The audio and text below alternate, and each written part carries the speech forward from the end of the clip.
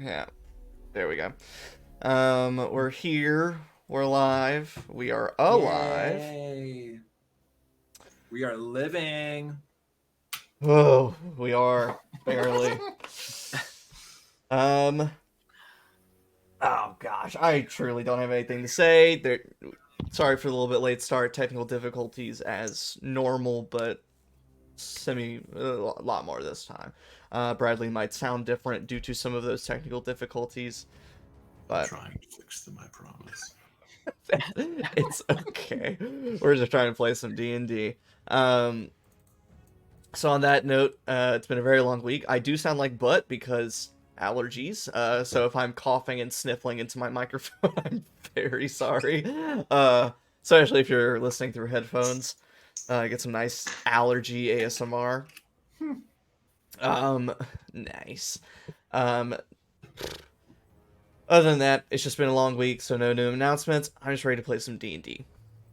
I'm just pumped. So, last time, my wonderful, beautiful, amazing players turned the campaign upside down. And in the campaign called Shadows Over Driftchapel, they left Driftchapel to go do other things and investigate elsewhere. And also, my lovely, beautiful players, instead of choosing the closer location on a road they have traveled before, they chose the farther away destination in a rougher part of the area. Because it sounded like fun. There is something poetic about the road less traveled. It's an Has more adventure. monsters. Yeah, it's an adventure. That's what it is. So they headed northeastward, in the direction of the Urwile Bog, home to horrible monsters and the Bog Witches. However, on the way there, a couple things happened. Something happens, as you might say. Aminah had a bad dream, and Kamin, I think it was Kamin who was the one woken up, or during your watch, you were That's during my watch. pulled away. You snuck away into the dark with Malachi and found a sort of crater of rock and stone that cracked open like an egg, and this crazy monstrous entity ripped out of it and began yelling and screaming out into the night, which awoke all the rest of you, including Dieter. So, in your own ways, you followed the sounds, followed where Kamin had gone, watching this beast rise up from the earth. But it wasn't long before eventually he got your scent and roared out at you, and shit started to hit the fan. Some strange bats made of shadows, similar to creatures you've seen before, but these are flying and quite a bit bigger. Ripped itself from a tree and attacked Kamin, whereas the creature itself, the large eldritch entity, was sort of bending the world around it, and the trees and rocks were almost moving and warping near it. Using that to her advantage, Aminah climbed a tree that was bent and arched over and got just a bit closer to the creature, following the curve of the tree. Sludig, you were trying to do some bait and switch kind of stuff of luring with your lantern a little bit farther away. Honestly, Deidre was just following behind you, Sludig, so he's just a little ways behind on your little trail, keeping in your own footsteps. So, you all rolled a check for sanity. Sludig can't focus on anything, and might fail a little bit more than normal. And Aminah started going through a transformation in this moment of duress. So, this will take a little bit of adjusting here. I did that. Switch tabs. Breathing really hard. I'm so congested. I can feel myself just like...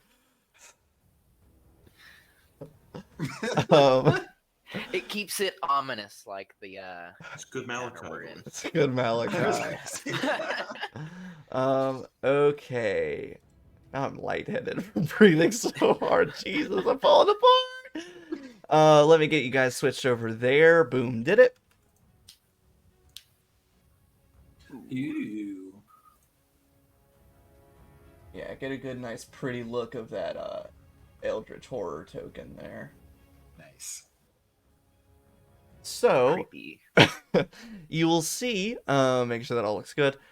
You will see a few things, and I'll point at them in roll 20, on the actual roll 20, not that roll 20. Sorry. Let's see here. Show to others. So, of course, this big boy right here, that's the guy. Aminah, you are raised up in the tree, in a limb sort of somewhat overlooking the clearing that this crater is in. And I'll move him out of the way, actually, so you can kind of see that it's kind of a hole now. Before, where it was just kind of a flat, earthy stone crater, now it's more of a hole leading downward.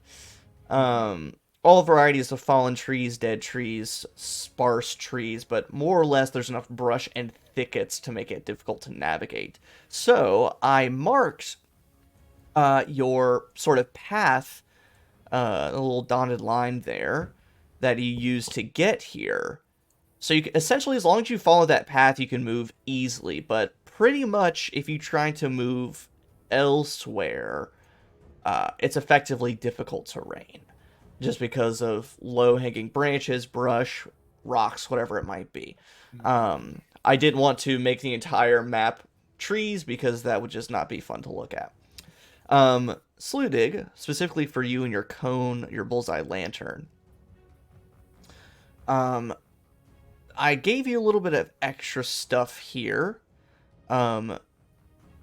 revealing a little bit beyond there, and you see that there's some kind of like stone ruined structure sort of at the edge of your cone.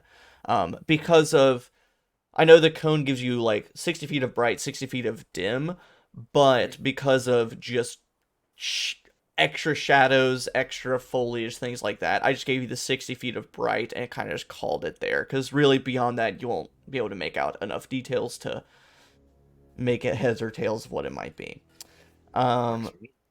So Kamin, Malachi hiding behind this tree here. Sludig following not too far behind with your lantern. You had set your lantern down. So Drew, did you hood and close up your lantern, or are you going to leave it beaming? And in what direction are you leaving it beaming? I was going to leave it beaming right about here, so it could beam out into the crater, and then move kind of into some of that difficult terrain if I could have before. Gotcha. To get more of a hiding spot to So jump out if it came close. Yeah. So if you want to move yourself, you wherever you want. Cool. Want to try and hide. So let's see.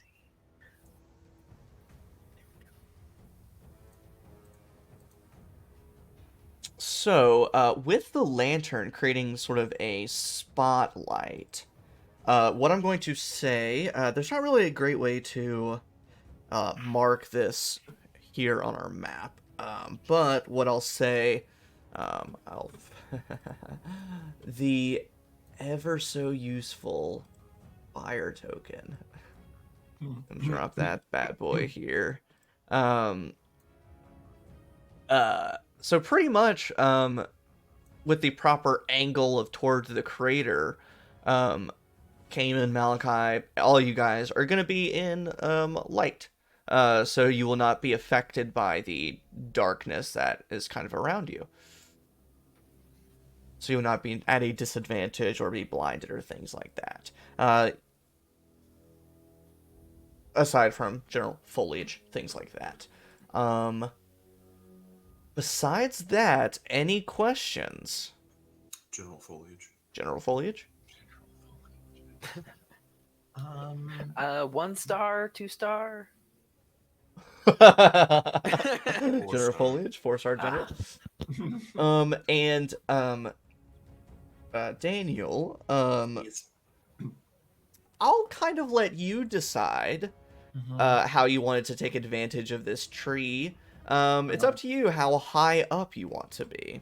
Okay, so that depends. So, like, if I were to climb to the very, very top, like, at what angle would I be respective to the creature? Would it be like a 90-degree angle? Would it be like I'm like directly above it? Like what's the situation there? Oh God, I can't. I want to be able to sketch something. All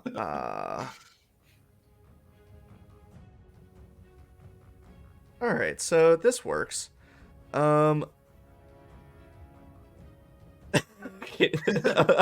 sketched on this little index card. So you're at sort of like a 45 diagonal line away from it. So you're not directly above it, but you're also not parallel to it. You're up and above.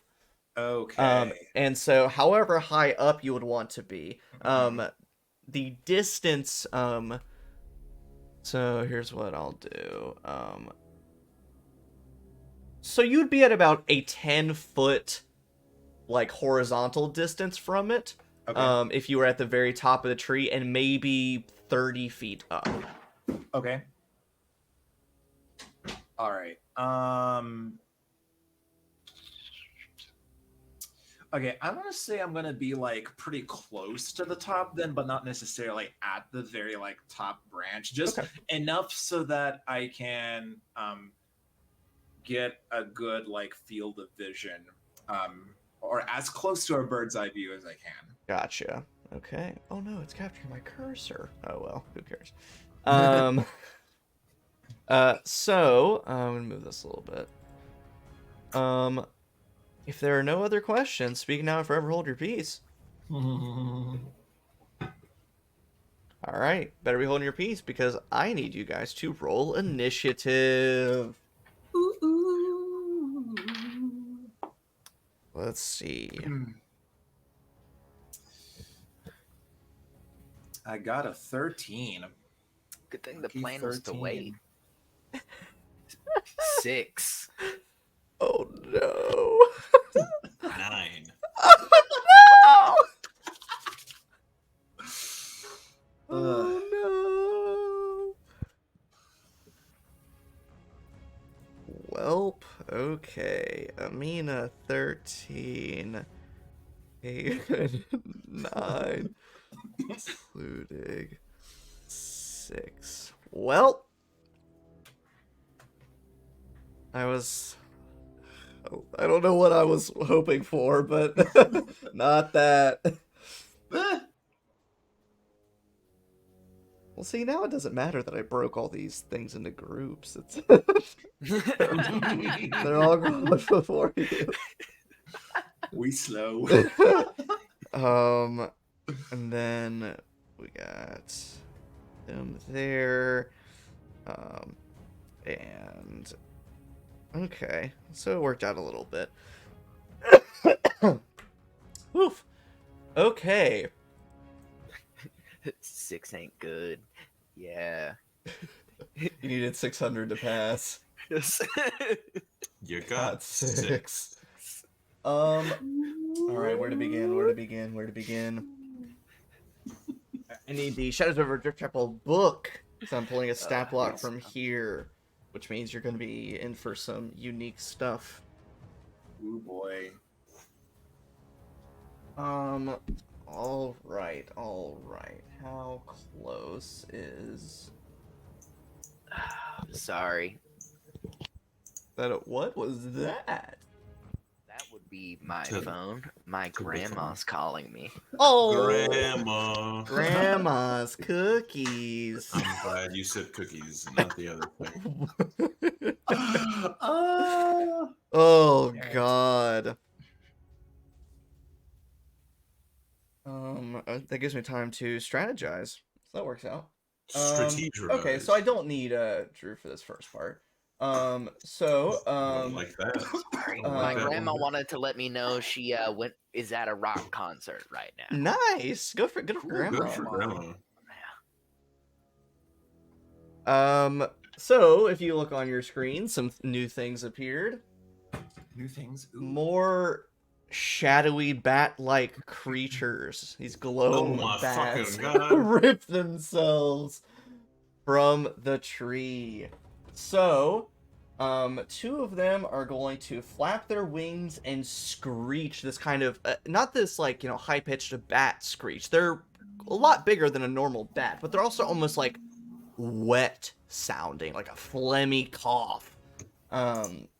Two of them are going to go for Malachi. What was that, Bradley? You better fucking not. The first is a 22 to hit. The second is an 18 to hit. You know what? I wonder. What do you think? Do you think that'll hit my familiar? 9 points of damage total. He's alive. The other 3 are going to and bite and claw at you with their little back claws at the bends of their wings. A 14 to hit, 22, 23. Those will all hit. Oh no. Woof. I'm a warlock. I'm not supposed to have high AC, right? Total of 19 points of damage. Ouch. I need to keep that up. The next group. So if you recall, this clearing of where this crater is, it kind of opens up into cloudy, overcast night sky. The trees and everything kind of bending inward. But these sort of screeching bats overhead were circling over in the night sky. So of course they're going to swoop down on our friend Aminah.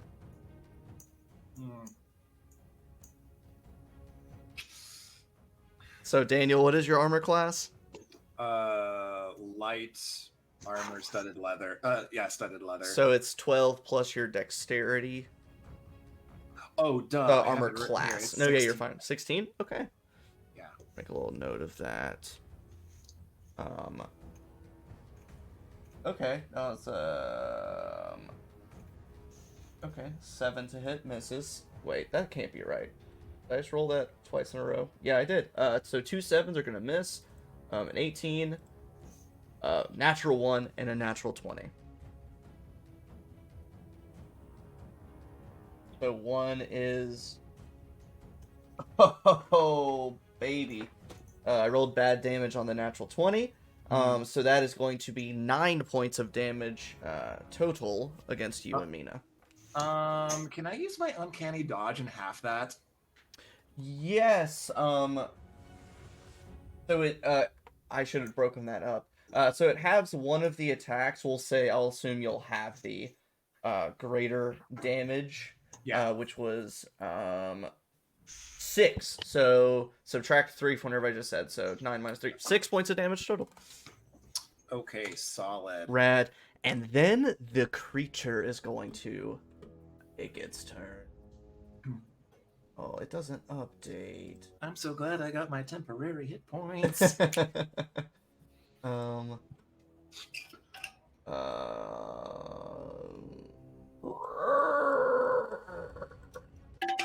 It runs forward.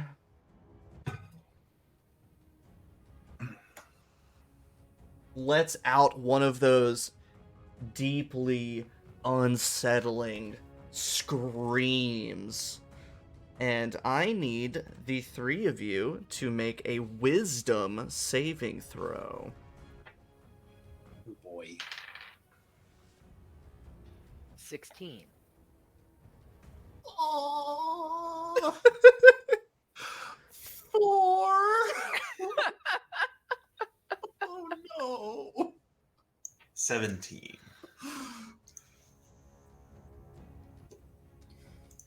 Okay. So as it screams, I actually need my dice out for this. There it is. 2. Kamin, Sludig, you both save, obviously. And so you take a nothing, actually. You don't take anything. But Aminah, you are not so lucky.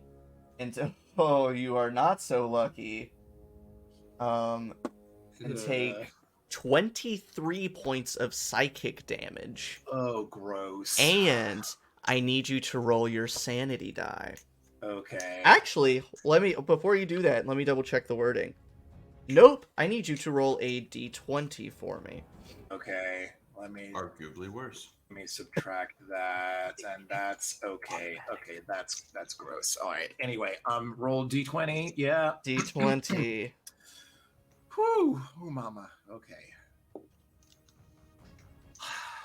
4. That's okay.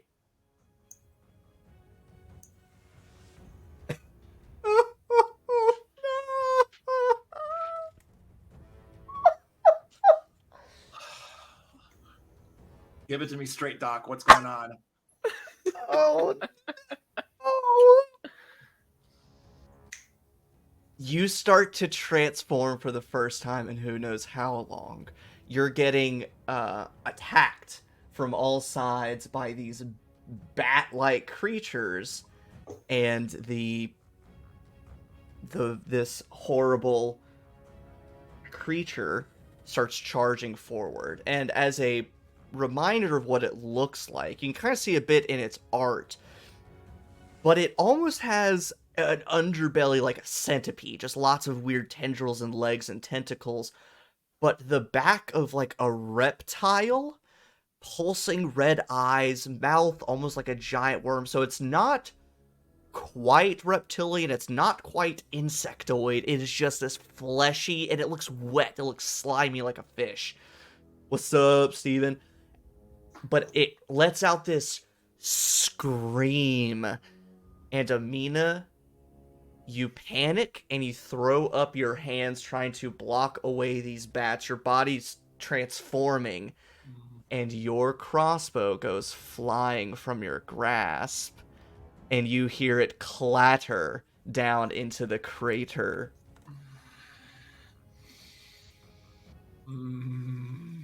So, that's bad, but Aminah...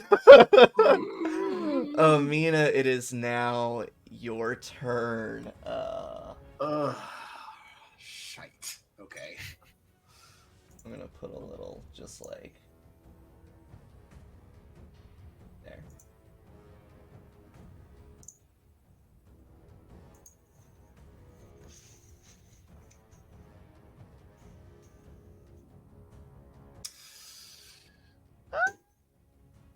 Okay, so how far deep is this crater? Is there any way for me to perceive that?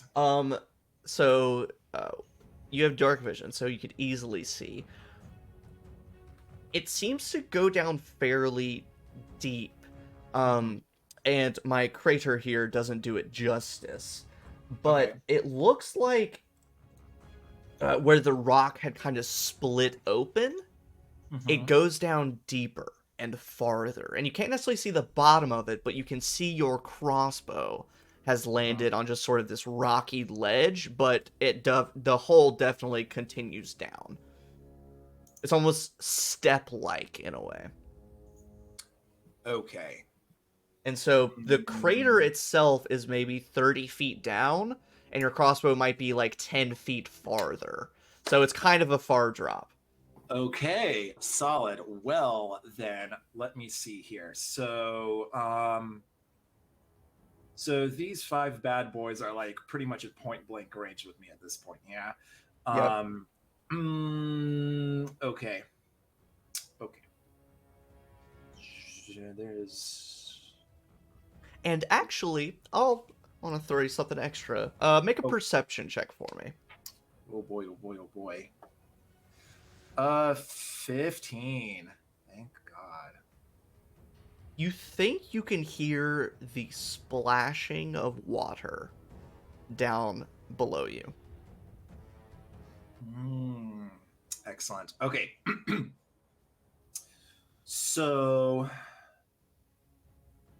okay, realistically, I have to do this first. Okay, so before I go down and fetch it, what I would like to do is I'd like to take my dagger, which I still have on me, I hope. Yes. And take that, and I'm gonna try and just slash one that like gets close to me in what I suspect is like its throat or something, and just flurry of like stab. Yeah. And okay, yeah. So go ahead and roll the attack on that. Unfortunately, you won't get sneak attack because you're kind of surrounded. You don't have allies next to you. Right. So let's see. 1d. Oh no, that's. And I don't get attack bonus. Yeah. You get to add your dexterity and proficiency bonus. Oh, so that's what that it's all kind of the same. Yeah. Okay. All right. So that d4 is that's a 5. That's all right. The math is it is a 12. 12 to hit? Yeah. 12 to hit one of the bats, actually. Let me. Oh, it's not enough!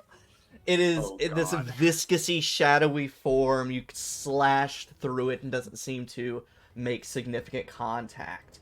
Oh boy. So you can use your bonus action to make an offhand attack if you wanted to, or you could use your bonus action for something. Oh, I see. You have a thing. No. There's a plan. As soon as she notices that, like, it just goes, she's like, "Oh shit!" And I'm gonna use my bonus action to evade. Oh, to do your like disengage, like. Let me.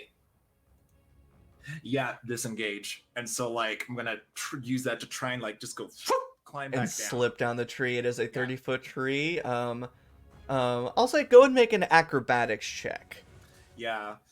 I also do have a climbing bonus because of my shifting. Oh, use your shift. Oh. What is your climbing speed? Just equal to your walking speed, I believe. Yeah, but with shifted, that's increased. So for me right now, my climbing speed is 60.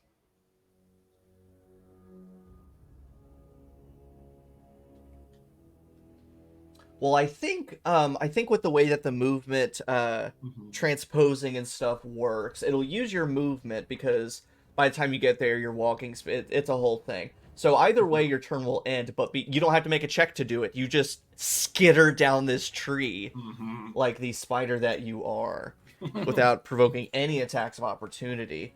Oh, awesome. So yeah, that was action, movement, everything. And you're keeping an eye on your crossbow. Awesome. And that's now going to bring us to Kamin. You and Malachi are surrounded. Yes. Other point. Last session, I cast Summon Aberrant Spirit. Yes. And my big slimy flubber boy should be on its way to come aid us in this. Yes. And what I'll say, I somewhat came prepared for that. However, my token for your little flubber boy, it's real terrible, Bradley. It's like the original Malachi one. It's really bad. I love it. It better be bad. I want it to be horrible. What size is your little flubber boy? Is he medium or large? I believe he is just medium. I love that image. You said it was bad. I'll make it really big for people at home. That's the best thing I've ever seen in my life. I can't. If that's not an aberrant spirit, I don't know what I don't know what it is. Pretty aberrant to me. Yeah, so if he's medium, I'll put him back here with Dieter, I guess. Okay, that's fine. So first things first, Malachi is going to use his action to disengage. Okay. And get the fuck out of there. You should be able to move him, and you can move him wherever. Bam. He's gone. And then I will have homeboy blob monster is just gonna follow down the path 60 feet, I guess, because that's gonna be movement plus dash. I'll give you control as well. Voice. You can move him wherever you want him to. I can actually get him all the way. Actually, He's going to go right there for now. Because seeing all these things surround me and start attacking me, I don't like that. So just going to double down over myself for a moment and then just leap out at all of them with a hurling casting of tentacles ricketing forth from my body as I cast Arms of Hadar. Ooh. I need all 5 of them to make strength saving throws. Oh man, they're about to be really good at that, I promise. Let's see.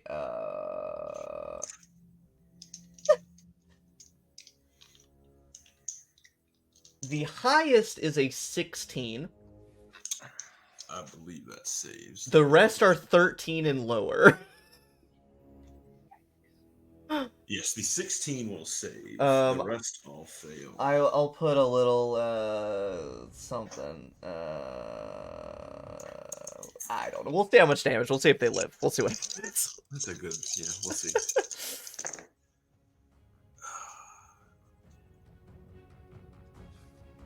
Come on, Bradley. Do it to him. That is 24 points of necrotic damage.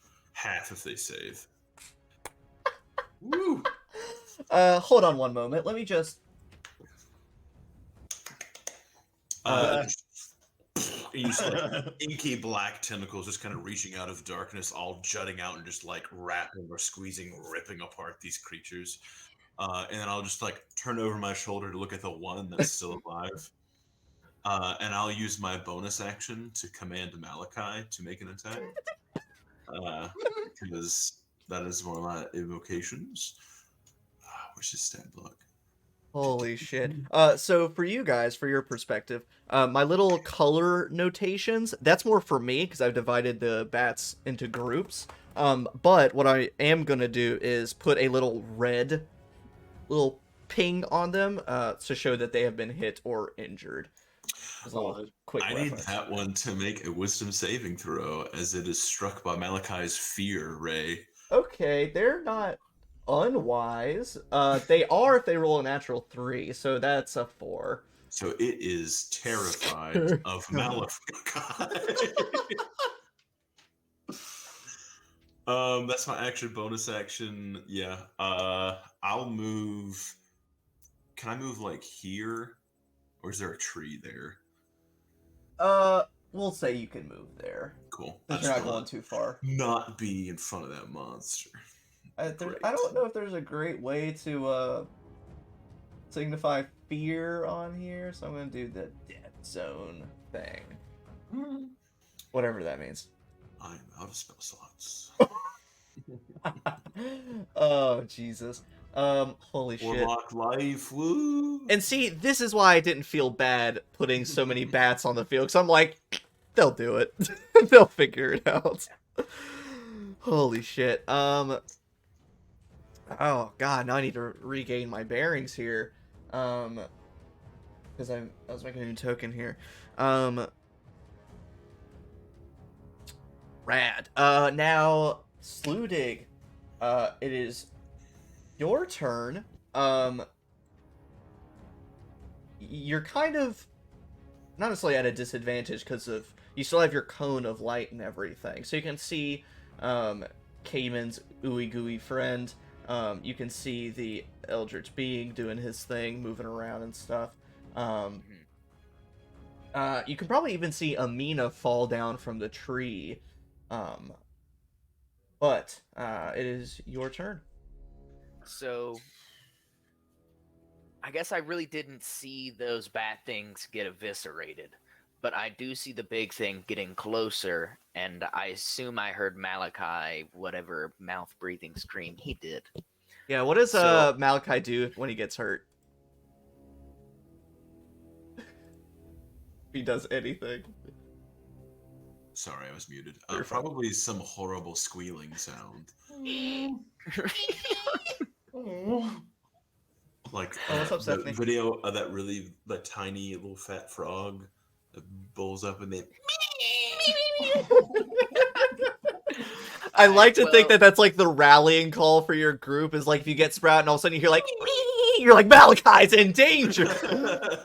Pretty much as Sludig will, with his 45 feet of movement speed, rush through these bushes and just kind of make his own path, using his bonus action to rage, fearing that one of his friends will be taken just like Ilya was. Oh no.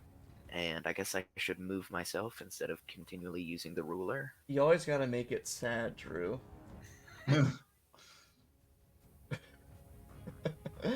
Sorry. Sorry. So I am going to then make 2 unarmed melee attacks. I'll reckless attack. Why not? A 23 to hit for my first. Oh shit. Absolutely. And for the second, a nat 20. Oh no! My big bad. Kill him. Do it. Do it to him. Mediocre. 7. Oh, sorry, I'm raging. 21 points of damage. Okay, okay. Big hit. It is slimy, but still somehow squishy, but the skin itself is like rough and scaly feeling. It is it is everything you don't want it to be whenever your fist makes contact with it. And because of that, even though it is sort of squishy, amorphous moving, the feeling of your fist hitting it feels just like kind of punching Play-Doh almost. Like it's just sinking in. I do have key empowered strikes. Mm-hmm. Okay. Ugh. Still don't like it. Ugh. So that was bonus action. You moved. You did all that. Sweet. At the very end of all the things,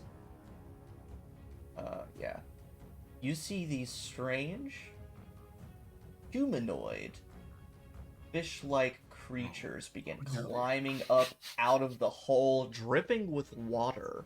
Gross. Glowing eyes and an anglerfish-like glowing protrusion from their forehead. They're hunched over. They clamber out, hissing, looking around. And of course, they immediately see Aminah. But that is the end of their stuff. This blue bat, this poor blue, injured, afraid bat, is going to... Attack of opportunity? Yep, feel free to take an attack of opportunity. With my fist?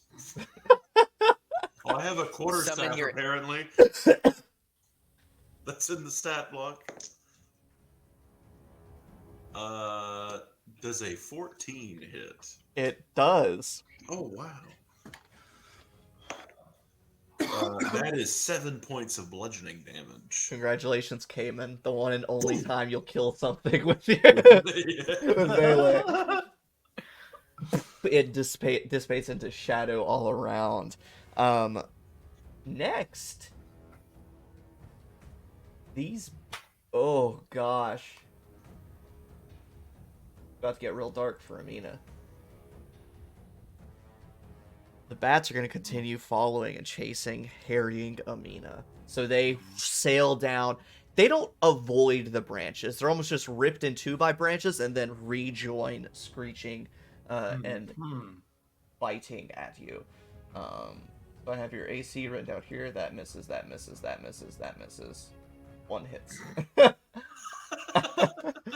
I'm doing this all electronically, and so it's very easy. Just like... so only one of the 5 hits you for 5 points of damage. Can I continue to do uncanny dodge? Yeah, for you can uncanny dodge, and you take 2 points of damage. Okay, good. I'm like, no, Mama needs to live. Every little bit counts. Oh man. I have a choice to make, y'all. Uh-oh. I hope you make the right one. Right is a perspective at this point.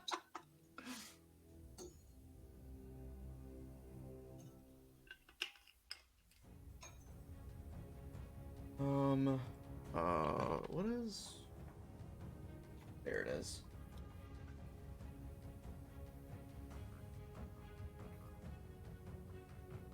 Yeah, that works for me. Sludig, you watch as tentacles, almost ethereal tentacles, begin to rip out from the current tentacles that this weird creature has, and it starts to shroud the area around it. However, because of your very well-placed lantern, the area around this horror is turned into dim light as opposed to darkness. So good job on that. So you all should be able to see that aura of light around it now. Mm-hmm. Wait, is that the right size? Yeah, no, that's right. And with that, it is going to just roar, and Sludig, and most definitely you have its attention. But that took its action, I believe. Let me double check. Yes, that took its action. So that is its turn.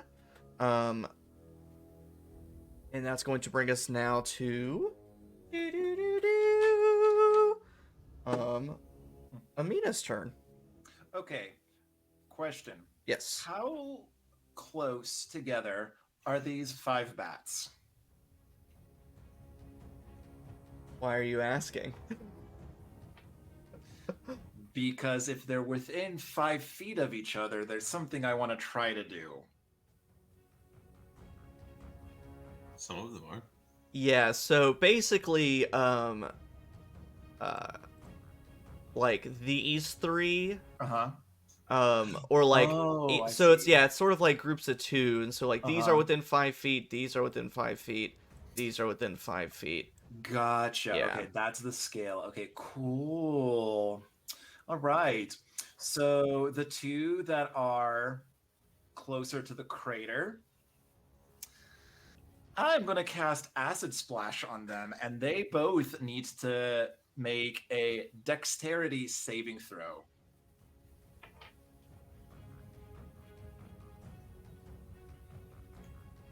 I believe they both save. They got a 21 and an 18.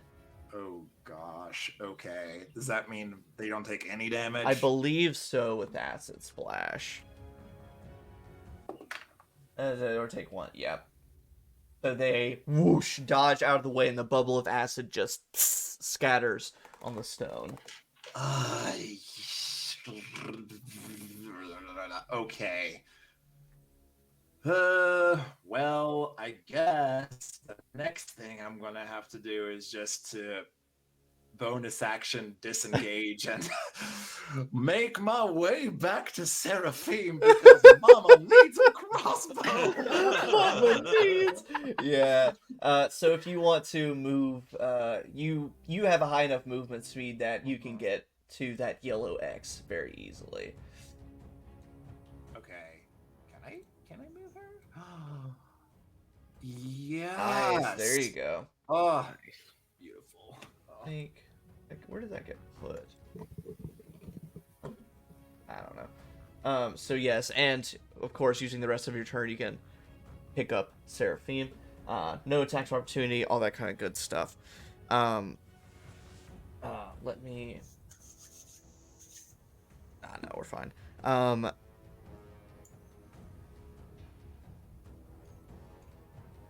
Next are these anglerfish humanoids. Me. Whee! They all have Waluigi mustaches and are wearing little hats, little purple hats. Yeah, the final boss battle is just going to be us playing Mario Party. God, They just added online. No. We can do it. Please no. I want to be friends with you people after this. Right? Wario cheats. So this deep one creature, and in your times, I never rolled initiative for Dieter. To be fair, he can't hardly see shit until he gets up to here, and that probably would have taken his whole turn anyway to get up there and figure out what the hell was going on. So yeah, that was his turn. So these deep ones, you guys have... Kamin has seen one that Aveline transformed into for a brief moment. But in your travels, Dieter has seen them, and you may have seen them in passing. They're kind of squirmy creatures. They're these slouched humanoids that sort of have this rubbery toad-like body, and the toothy, wide mouth, eyes, and little dangling light of an anglerfish on its face. It has a strange, almost glow to it from its slime, and it has these long limbs that almost drag the ground that end in these, like, razor-clawed, webbed hands. So they're not fun creatures.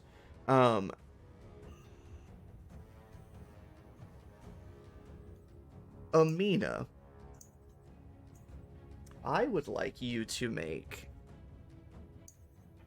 an acrobatics check at disadvantage for me. Okay. So roll twice, take the lower result. Okay.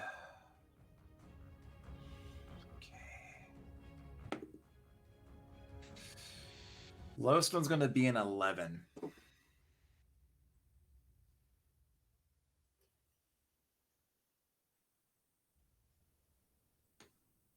I hate my job sometimes. Aminah, these, as you get into the midst of all these deep one fish-like creatures,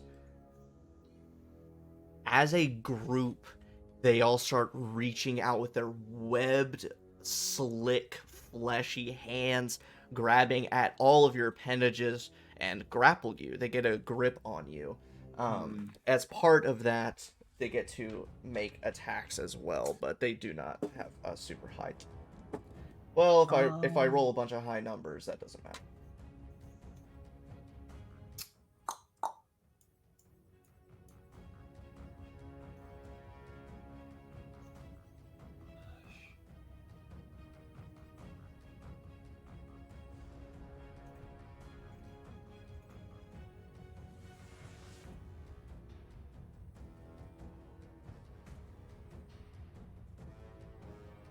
I have to keep to my word, right, guys? I guess. So, Daniel. Yeah. They grab you and sink their claws into your flesh. 3 of the 4 hit once grappling you. The first is 9 points of damage. The second, 8. Or no, excuse me. It was a natural 20. So, 19 points of damage. If you wanted to uncanny dodge, you can. Oh, I for sure will be doing that. So that would reduce that down to 9 points of damage. And then the final strike, 14 points of damage. Oof. I gotta do some math, guys. Oh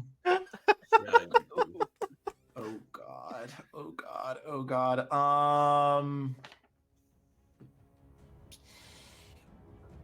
I think I might have to make a death save. Well, so after that brings me below 0. Did the 14 bring you below 0, or did the 9 bring you below 0? The 14 is... So, you are just knocked unconscious, and I will mark that here with a little red X, which just means on your turn, you start making death saving throws. So, I would like Kamin and Slewdig to both make a perception check, unfortunately at disadvantage. Can Malachi also make this check? He can. He sure can. He's proficient in perception. Does he have dark vision? He does. So he will not be a disadvantage. Oh, I also have dark vision. You do? I do. I'm Oh. shifty. Then you are okay. So only Sludig would be a disadvantage. I got a 16 though. I got a 15. Malachi got an 18. So all three of you, you can see sort of the faint glow of these deep ones and their skin, their little bulb on their face. And you all can just barely see down in this crater them converge on something, but you definitely hear Aminah scream out and fall silent. And you watch as this group with Aminah start making their way and dragging her down into the hole. So, here's what I'm going to do. I'm just going to do that, do there. And then they eventually move out of sight. So she's down in the hole with them? Yep. Like we can't see them at all? Woo! Billy, Kamin, it is your turn. You watch as these deep ones abduct Aminah. So moving through all of this territory here is difficult terrain, yes? Yeah, pretty much, yes. And on that note, in the meantime, I'm so sorry, Sludig, if you'll make a sanity check for me. Oh, by the way, also. And so. Okay, well, I got a 6. You're okay then. I cannot see any of them. You can see just the faintest, like, bit of dim light coming off of their bodies, but because they're sort of descending these rocky overhangs down deeper into the hole, the actual bodies of themselves are out of sight. Okay. I'm gonna action dash. Okay. Which still only gets me to there. And at this point, you will be out of difficult terrain. Okay, cool. So pretty much, yeah, kind of roughly where the greenery ends and the brown, dirty, rocky stuff begins. Here. Yeah. Ish. Yeah. Can I see them now? You can see them now. And effectively, you can see most of them, maybe like upper torso. And you're 15 feet away from there. They're a little bit deeper than that, so we'll call it 20 feet away. Okay. Bonus action. Just kind of like right here. I'm going to cast Tentacle of the Depths. My 10 foot long, like shadowy ethereal tentacle appears on the map there. And on my turn, I can use it to make an attack. So it's going to make an attack on one of them that's holding Aminah. Okay. How quickly can I make a shitty tentacle token? Oh boy. All right. That is a 16 to hit. Oh, abso-freaking-lutely. Go ahead and roll some damage. Cool. It's not that much damage. It's only a D8. That's 4 points of cold damage, which I also feel like is probably not great against these guys.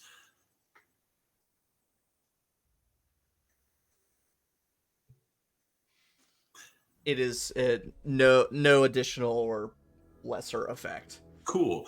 But also, whichever one I hit has a -10 penalty to its movement speed. Oh no. Okay, we'll just say this guy. Okay. This guy. This guy, and he is slowed. And Malachi's movement speed, I believe, is also 30. It is 30. I'm a roll for an eye ray. I'm gonna hope for a very specific eye ray. I got the specific one. Okay. Telekinetic ray.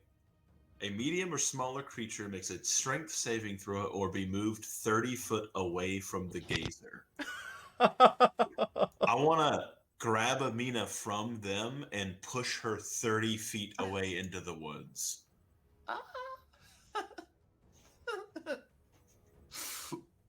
Hold on. Let me... I mean, you're in luck because I don't think I can really do much of anything right now. They probably can, though, which is the part I'm tentative about.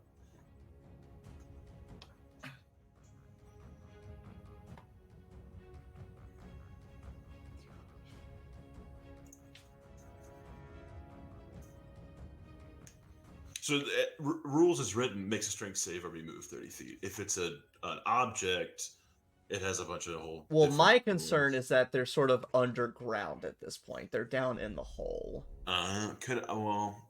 And that's why I'm like, what could I can't use it to pull her out because it specifies it pushes them.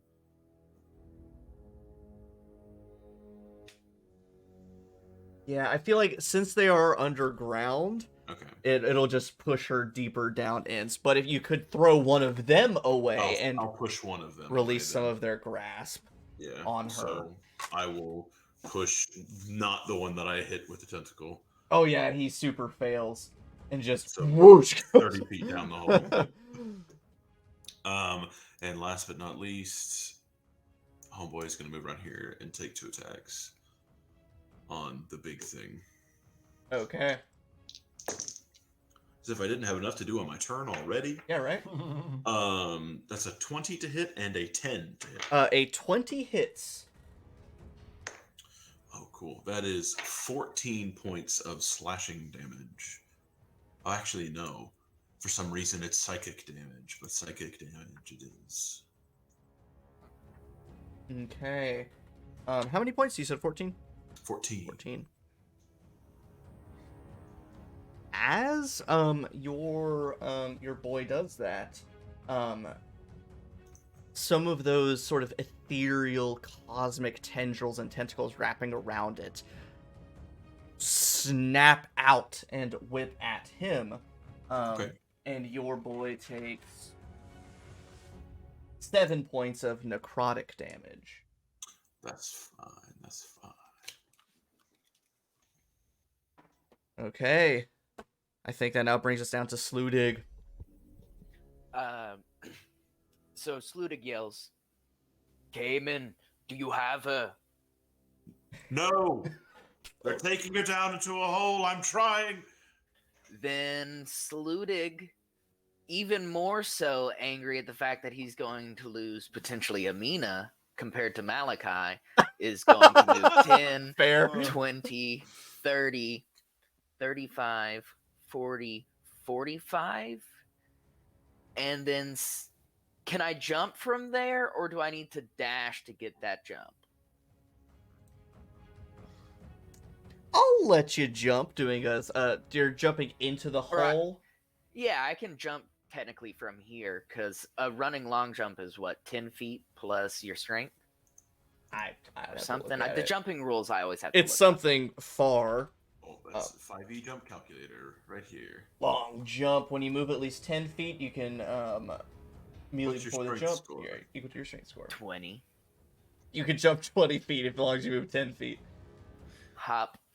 So I'm going to jump down into that hole. And how far do I fall?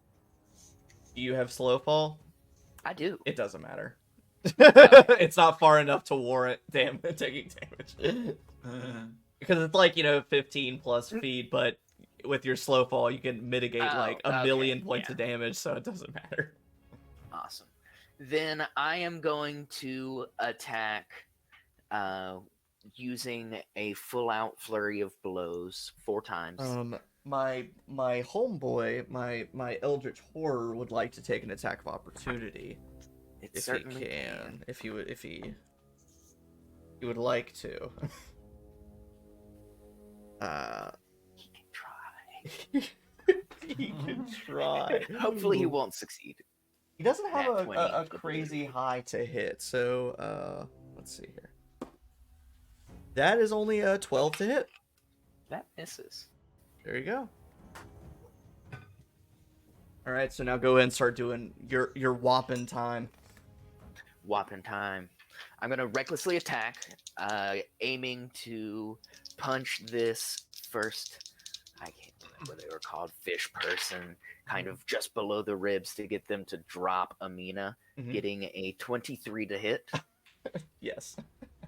Are you gonna hit? I assume the injured one that is grasping. They're all First. kind of grasping. Yeah. So yeah. Go ahead. Damage. That was 9 points of damage. Yeah, very dead. And this guy is actually like kind of 30 feet, a little bit farther down the tunnel, so he's not necessarily within melee at this point. Then I'm going to recklessly attack the other guy, trying to get Aminah free as well. 25 to hit. Oh, that'll do it, man. 12 points of damage. Let me. That might be their hit points. Yep, 12 hit points. Yep, he's. So I'm going to yell at that other one that I can see because I'm out of movement speed. Can I try and intimidate it? Sure. After slaughter. I'm going to get rid of you. Your friends are made of just brittle bones. I am of harder stuff. And, well, I only get +2. That's 14.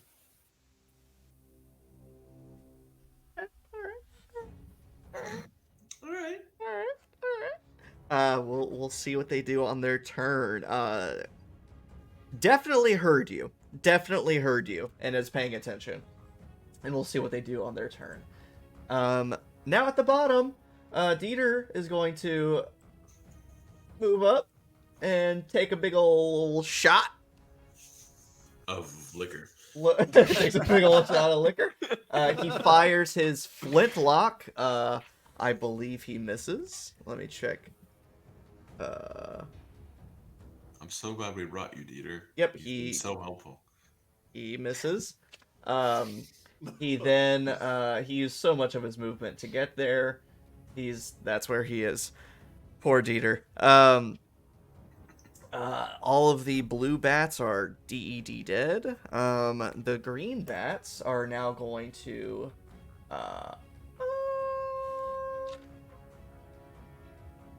I didn't like that noise. Sludig is bigger, so I'll give him the bigger numbers. Kamin. Flap, flap, flap, flap. Oh, God. Don't you fucking touch him. Don't hurt my boy. One of them will take a strike at Malachi. With an 8 to hit. That misses. And the rest are to you, sadly. That is expected. Oh, they rolled very badly. One was a natural 1, so that misses. A 13 and a 14? A 14 hits. 14 hits, and then a 22, so 2 hits.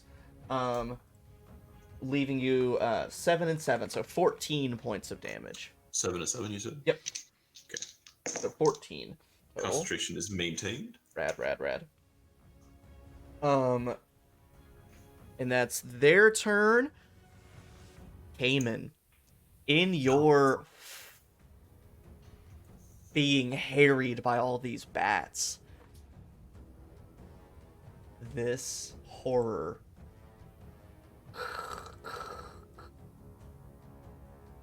charges for Dieter.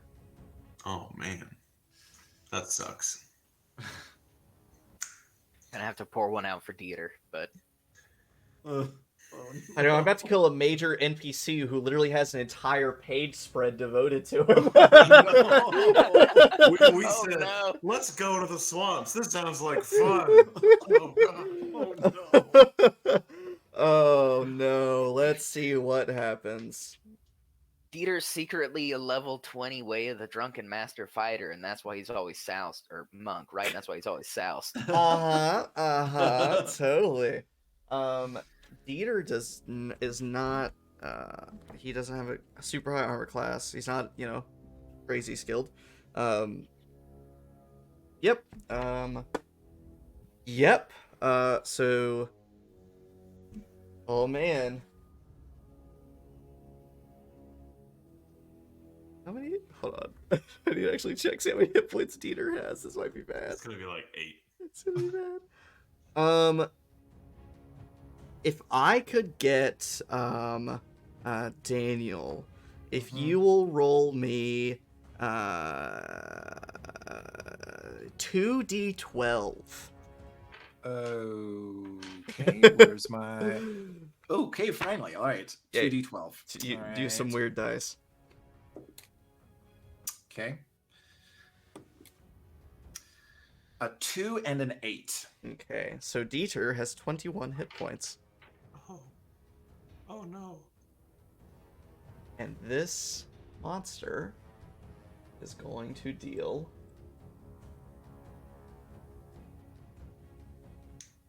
15 points of damage. Oh. So, Dieter takes a blow, takes a hit. Our homeboy. Homeboy, he's maybe got one last round in him. That brings us back up to Aminah. I need you to make a death saving throw. You roll a d20. You want to get a 10 or higher. Okay. I swear, if this is another shitty roll, I am switching d20s because she is like not cooperating. Okay. Yep, that's a 3. Okay, bye. Bye, Felicia. So, there should be a thing area on your character sheet for death saves. You'll mark down 1 failure. When you reach 3 failures, you die forever. Okay. And now that brings us to this final deep one. Sludig. He's has... Now that you've dealt with all these other deep ones, and mostly everything else around him, he sort of has Aminah just by one arm, still kind of dragging her along. The other guy got flown down into this tunnel. And it drops Aminah's arm and runs down, and you hear a very distant splash of water as it disappears, runs away. The other one does the same. And that will bring us now to Kamin, fully surrounded. All right. Roll this d4. Let's see what Malachi's doing today. Carrying me to victory.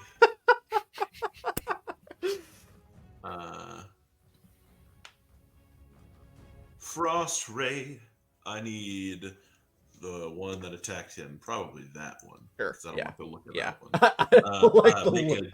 Make a dexterity saving throw. Okay, they are quite dexterous. That is a 17. That is a success. Okay. So he misses and does nothing.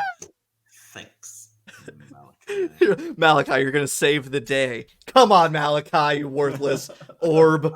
I'm running. I mean, I'm out of tricks.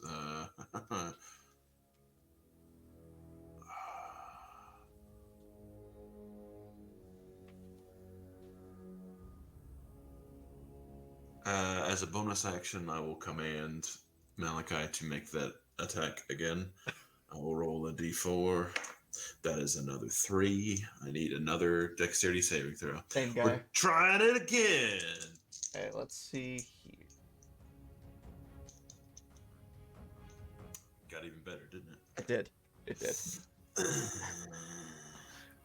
Here we are.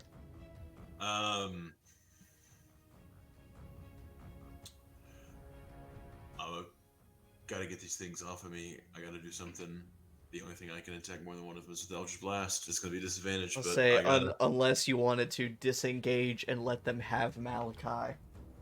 No. So first Eldritch Blast strike will go at that one that is attacking Malachi. What a point that we've reached where we will die for this little mouth-breathing gazer. Damn incredible. Lower roll was an 11 plus 7. That's a 18. Oh, abso-freaking-lutely. Yep. I mean, Christ. Please roll well. Okay. 13 points of force damage. Okay, and 12 points of force damage. You want to say to the same one that Malachi was going for? All right. Okay. Still up, but by God, not by much. I hit that one again. Or I tried to at least. That is a 14 to hit. That will still do it. Go ahead and roll that damage. That is going to be 8 points of force damage. Bop bop. Okay. I think Oh, was and that then, every? Oh yeah, your No. boy. He's gonna move here and just lay into this guy.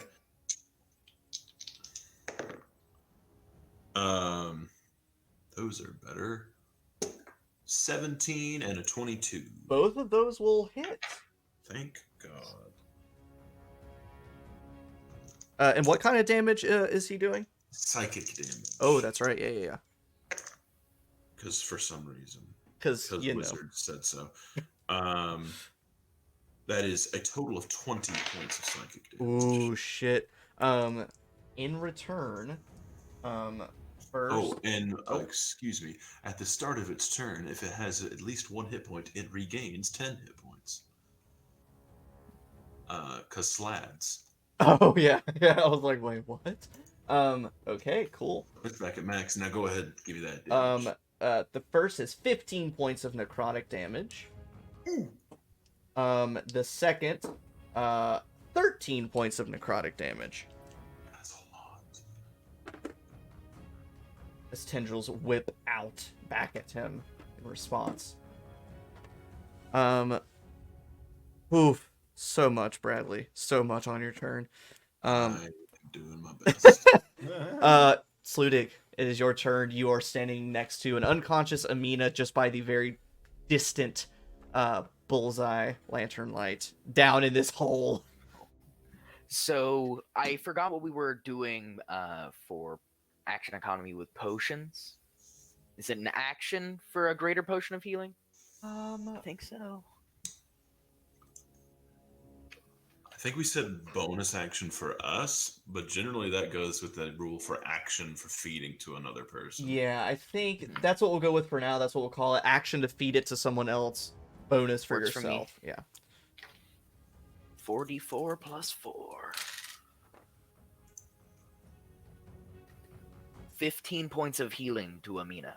So, all right, Bless. let's slow down because I think this is the first time we've had death saves, if I'm not mistaken. Yes.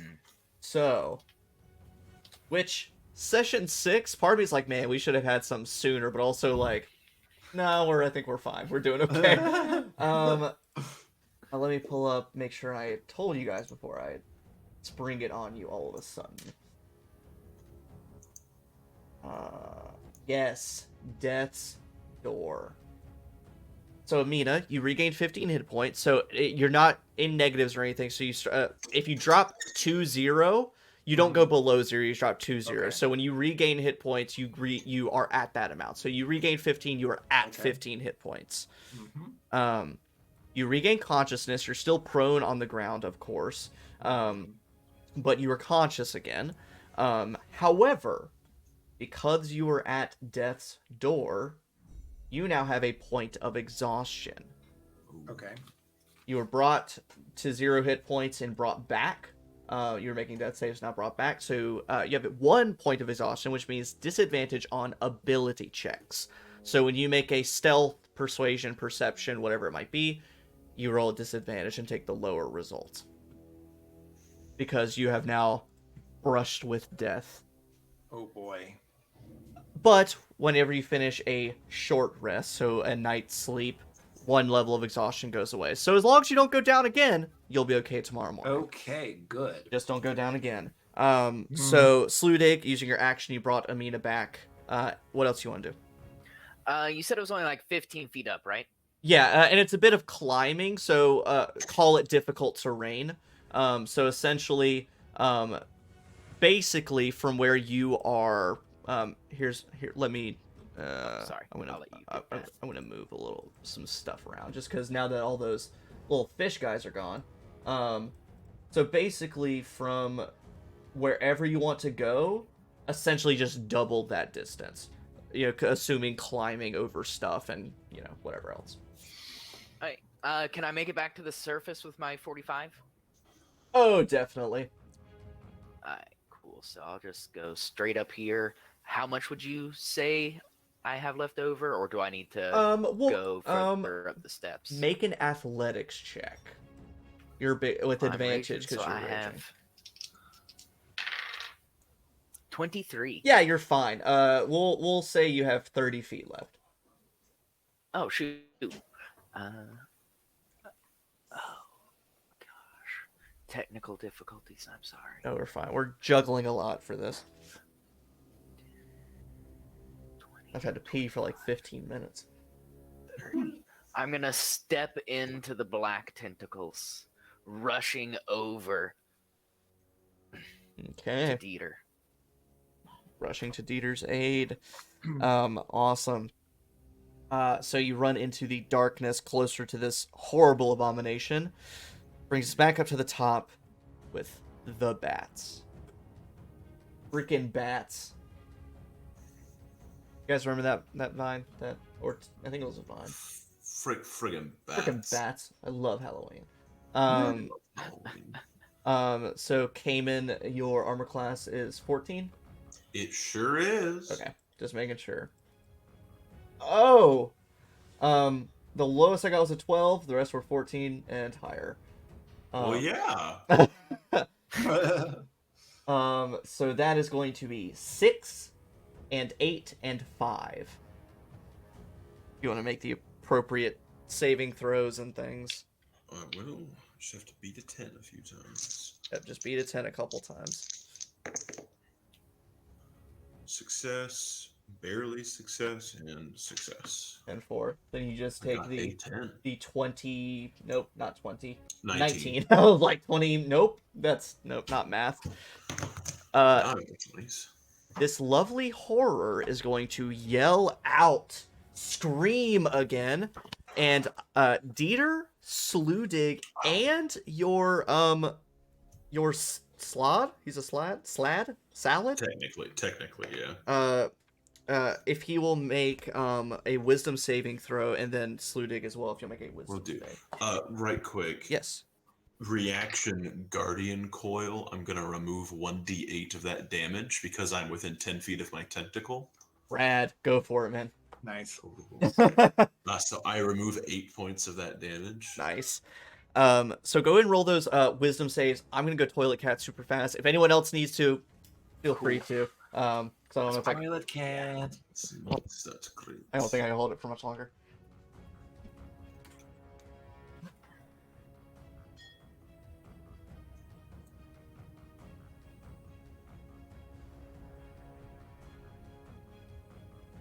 Oh no. It's just me.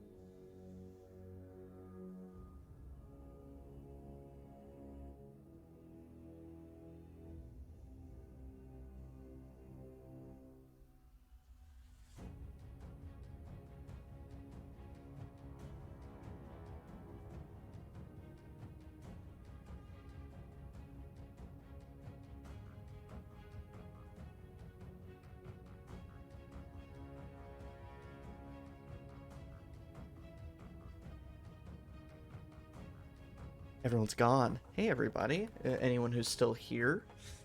Thanks for sticking it out this long. It's getting a little intense. Thanks for popping in, Steven. And Halcyon Win, thanks for stopping by, Win. Howdy do. Squelching bats.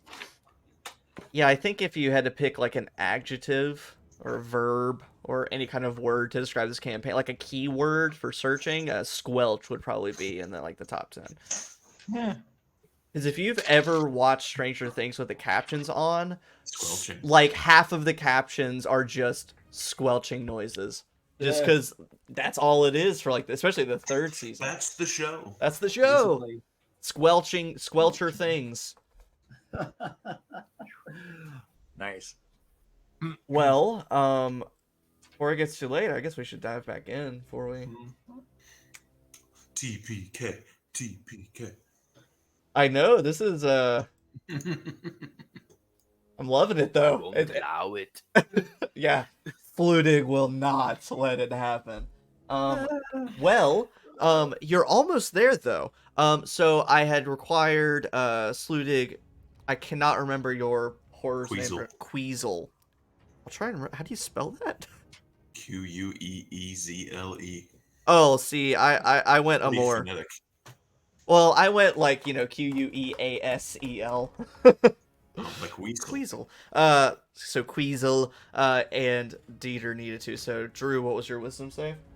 A 20. Oh, sorry, a 19. I don't get proficiency. And Bradley, what was Queasel's? 11. Okay. So of course Queasel doesn't have a madness die.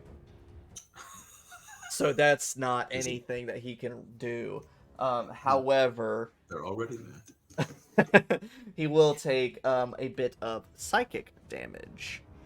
If he can. Can he? I wish he wouldn't. I'm sure he can. I don't think they have any damage immunities or resistances. So that would be 19 points of psychic damage. Oh yeah, he gone. And Oof.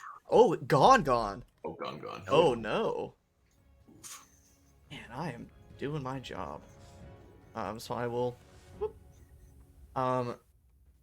Now the very important saving throw of Dieter. Oh god. Because he has a whopping 6 hit points left. If he fails this saving throw, He's dead. I'll probably have him make saving throws. Death saves. However, because he is a living person, he might suffer a bit of madness because of it. So, let's see here. Okay.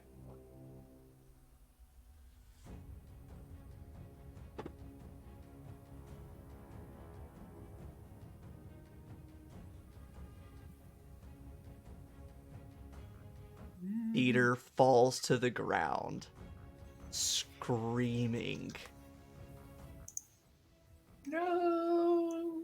And so, then he will start making his own saves. Now, it is Aminah's turn. Holy shit. Oh my god. We got some inspirations in the chat. We do? Yes, and I have been making note of them. Wait for Nice. Inspire Not for for Dieter, Bradley. unfortunately. Well, there's one for Brad. No, there was one for you, one for Daniel. Not for Dieter. Oh, for Dieter, unfortunately, not one Yeah. for Dieter, and it's too late now. So, Daniel. All right. I'm conscious now, right? Yes, and we'll go over a couple of mathematical things. So, it requires half of your movement to stand up. Okay. So, effectively, you have 15 feet. And then to climb out of this space, it requires double the normal amount. So, if you wanted to get up here where Malachi is, that's not 15 feet, that's 30 feet. So, you would definitely have to use your action or your cunning action to dash to get up and out of here. All right. So here's another question: can I spellcast? You can do everything normally. You just have reduced movement. Okay. I'm just gonna try this and see if this works.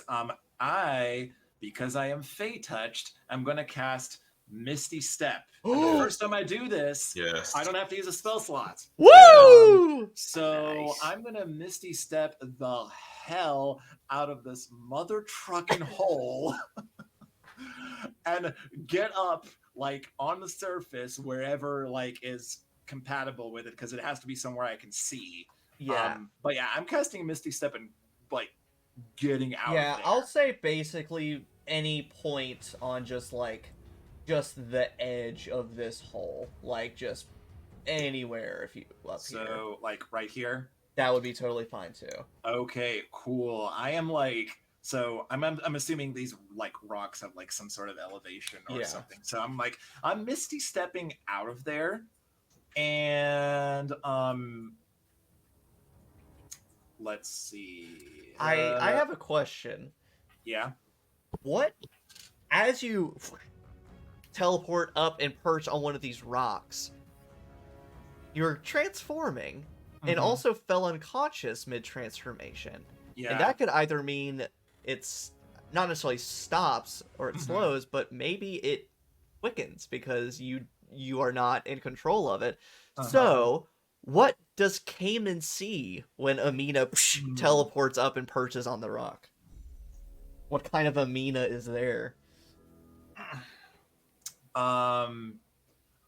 Well, first of all, pretty much as soon as combat started, she just ripped off of like anything covering her face and hair, because like the simple process of it starting is like it makes her really hot, like just physically warm.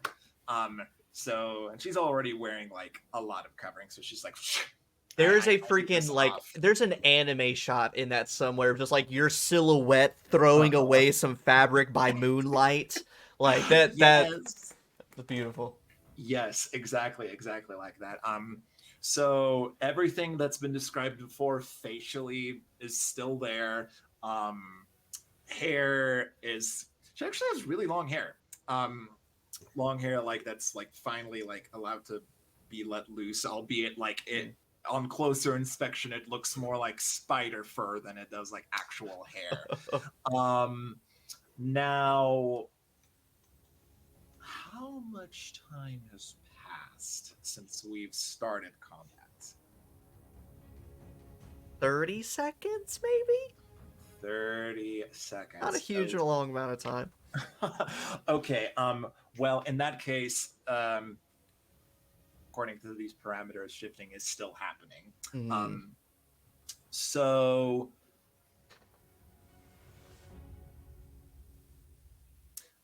nothing huge has changed yet, but I don't know, since I use my spell to get out of there, does sipping a potion count as a bonus action, or do I need to wait for that? Since you're Misty Step, that counts as your bonus action, so you can drink a potion as just your regular action. Okay, cool. I'm drinking a potion of healing, one of the ones that I have on me. How much? If it's just a regular one, that will be 2d4 little pyramid, so 2 of those plus 2. Okay. Oh, thank God, 10! Oh, finally! I knew it was a good idea to switch dice. Okay. All right, so that brings me up to 25. That brings me down to 2 potions of healing. Awesome. And then you just have your movement left if you wanted to use your 30 feet to get anywhere else.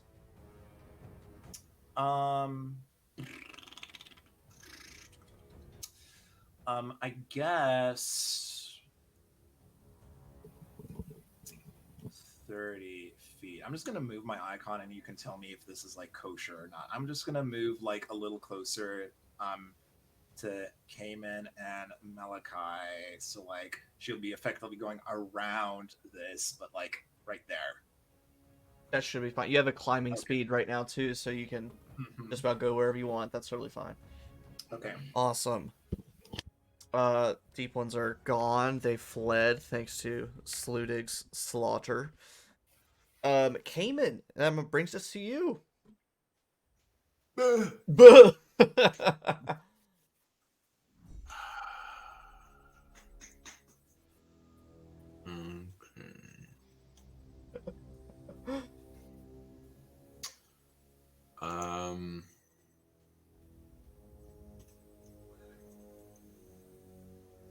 It's so, I am oh going. god, Oh, it's so weird just because, like, I'm used to, like, playing with you as Roran, who has a spell for everything and, like, always has an answer, a key, and now just hearing you go, like, I'm like, what? playing a class that has 2 spell slots. Yeah. And I am getting sworn melee, and that is not where I like to be. At least not yet, anyway. Could do that. Oof. Eldritch Blast at disadvantage at this guy. Okay. I've been pretty fortunate on these so far. That is a 15 to hit. That's gonna hit. Cool. Cool. For 14 points of force damage. 14, okay. Is it still up? It is still up, but of course, it is bloodied. Second Eldritch Blast. It's a nat 20 and a 16 for a high number. Yep, that'll do it. A high number, that hits. And that is 10 points of force damage. What? Gone. Done. Cool. Malachi is going to book it. Oh. Here. Does that creature take its attack of opportunity?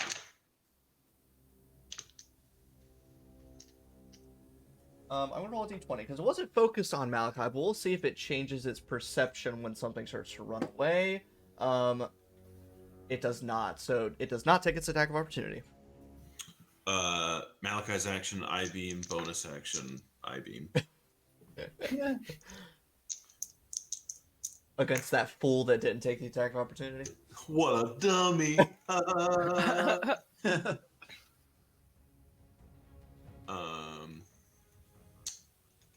Scroll past it. First one is a frost ray. The second one, so I need a dexterity saving throw. That is a 16? That is a success. The second one is a dazzling ray. I need it to make a wisdom saving throw. A 9. It is currently charmed by Malachi and has its speed halved. That's a sexy eyeball. Disadvantage on all attack rolls. Oh, I don't even know what to put for that. So disadvantage on attack rolls till the start of my next, or start of Malachi's next turn. I don't know, whatever. Okay. It is charmed by Malachi. Dummy. Okay, anything else? Dude, that's all I got. That's all. Alright, now that brings us to Slew Dig. So I'm going to take a step forward and lay into the back of this Eldritch Horror. I assume since Dieter's down, I'm not flanking. Correct. Then I will Reckless Attack, getting a 17 to hit. That hits. Right. I'm going to spend a key point to try and Stunning Strike this creature and expel some of my key into it to disrupt it. Okay, It's a Constitution save. Yeah, go ahead and roll the damage, and we'll get that out of the way. It's 9. 9, okay. Constitution save for the stun. And it's DC 14. Did anyone happen to inspire me? Nope. Alright. I regret to inform myself. It got an 8, so it is stunned. However, in response, the shadowy tendrils deal you 14 points of necrotic damage. Ouch.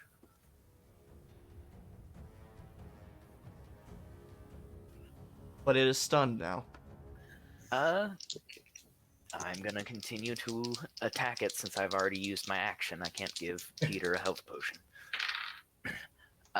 Almost a nat 20. 27 to hit. And then I'm gonna Flurry of Blows as well. That's a nat 20.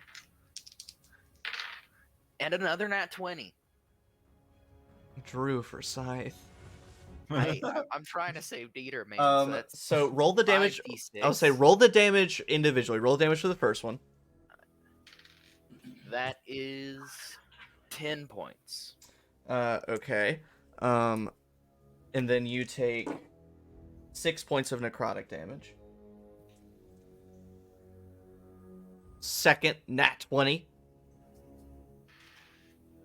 That is 13. Okay. And then you take 11 points of necrotic damage. Okay. Final one, also nat 20. 15 points of damage. With its dying screech, the tendrils lash out. You take a final 7 points of necrotic damage. It screeches out, causing all of the Gloam bats to quiver and shake and eventually dissipate and dissolve themselves, disappearing into the surrounding shadow. I should probably go, oh god. This, with its dying screech, the glowing red eyes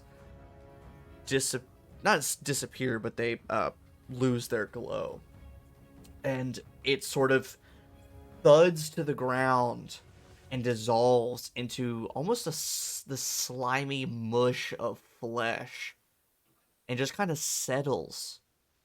And it just looks like a big pile of slime. And everything falls silent, except for the distant lapping of water coming from the hole nearby. So Sludig, following your turn, Dieter makes his first death save with a success. Can I rush over to him after that to feed him a health potion? Absolutely. And that's easily done because you won't make another one before then. Minimum points 4. He gets up to 4. Hey, that is a fifth of his hit points. Dieter is brought back from the brink, however, with his own point of exhaustion. Same with Aminah. I'm gonna slap a whole thing on there.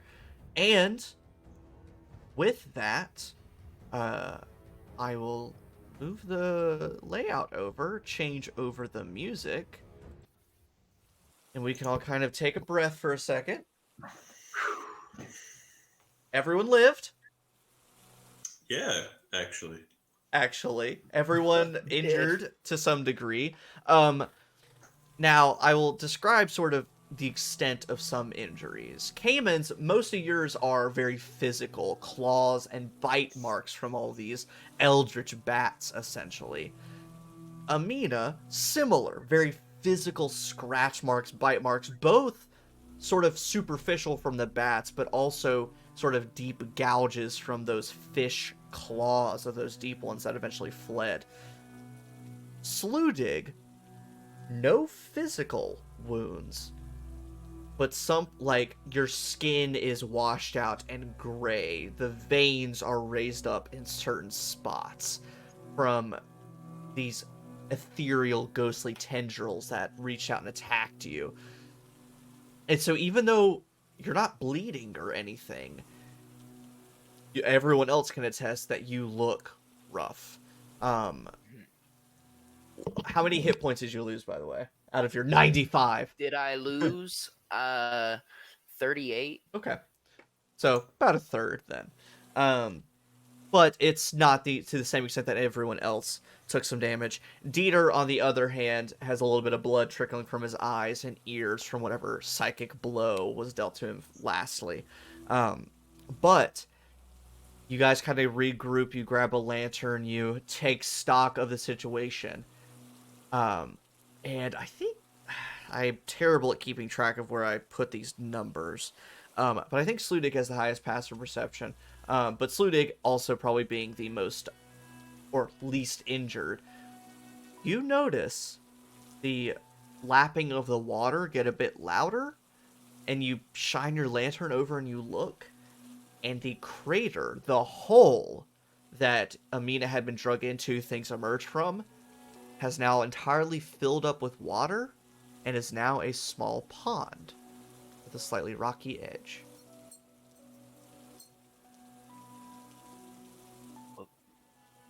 That can't be better.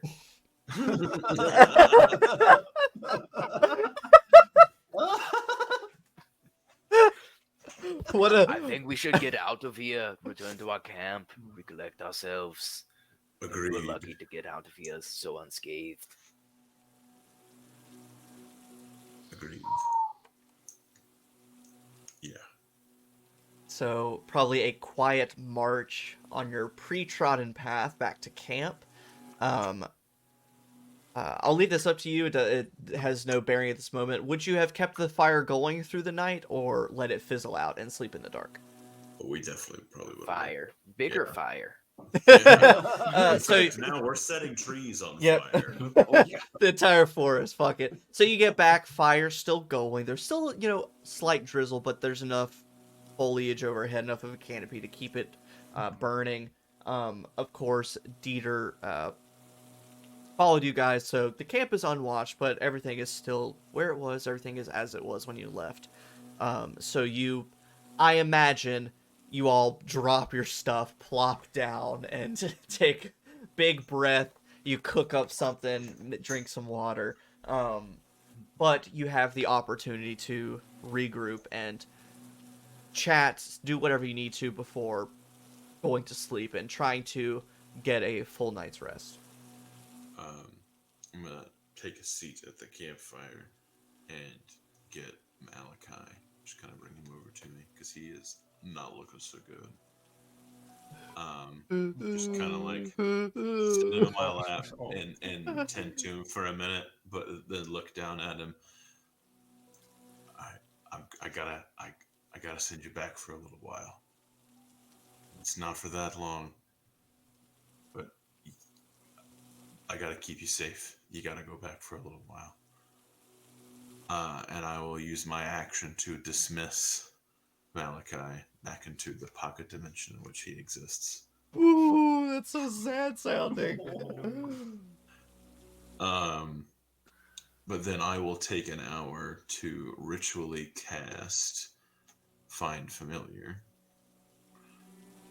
This time bringing out a different familiar. Malachi needs a break. He had a rough day.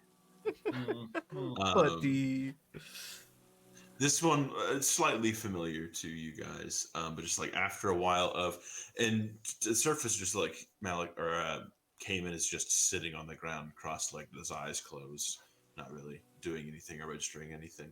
It's all kind of an internal psychic scape of preparing for this spell before eventually another tear kind of opens up in the fabric of existence.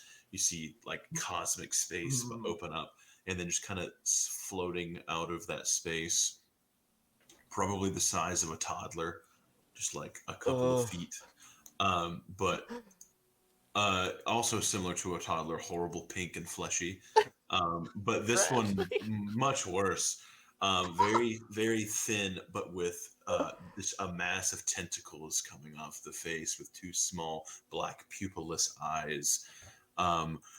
Just hovering. Like an elephant with a tiny little body. It's like a tiny baby Cthulhu. No wings or anything. It's just like floating, hovering as it comes out. And this is Bartimaeus, someone we met briefly before. He is flavor texted differently, but he stat block wise is an imp. Bradley, I need you to know I hated that description with about 95% of my being. That was intentional. I do have a piece of art. Oh God, please no. It's far please too no. late for that. This is one of my favorites, actually. Oh God. But he comes out, and Bartimaeus, being an imp, is intelligent and can speak. Personality-wise, I'm thinking Alan Rickman's character from Hitchhiker's Guide to the Galaxy. Super drab and pessimistic about everything. Love that. But he kind of comes forward a little unhappy that he's being brought back. But I'll talk to him telepathically for a bit and be like, "It's okay. You're here for a little while. Let Malga take a break. You'll be okay." Oh, Jesus Christ. I actually need to send you guys a little bit of art as well of the deep ones that you just saw and the weird, horrible creature you fought. So, yes, Lovely. of course, Dieter is not a fan of this creature getting summoned, but he knows for a fact at this point that you mean no ill will, so he swallows his comments, and lets it be. But Dieter kind of gazes around at the rest of you and says, How are you faring? That was, I'm gonna lie, awful. I've not seen anything like that before. Horrible. I'm not doing very well either. And really what I want to spend this little bit before we go to sleep is trying to figure out if this is some sort of disease or if this is something that with some sleep and some just time, it will get better. Specifically like my condition, because affliction. I'm like, yes. I'll say, if anyone wants to help, you're more than welcome to, but if you want to make a medicine check, Slew Dig. I imagine Aminah would probably be the only one that could moderately help with afflictions of the body. Hey, you look horrible. I know, and I feel it too. Is there anything you could do to help me? I'm fresh out of liquid courage, so... A 12. 12? It doesn't seem lingering effects. You have some chills, and your skin is pale and almost... You start realizing, like, you reach down and scratch at your arm, and, like, skin starts... like, big, thick flakes of skin start flaking off of you.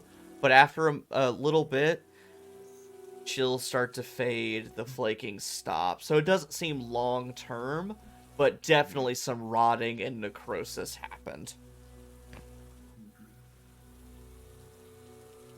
Well, to answer your question, Dieter, I'm literally flaking away as we speak. This was terrible. Let's not do that again. So, Aminah, as Dieter asks this, she feels this pulsation, like, underneath, like, her arms, like, slightly lower than her armpits. And as soon as, like, it's like starting to get, like, to the point where it's painful. And all she says is, "Excuse me." But her voice sounds...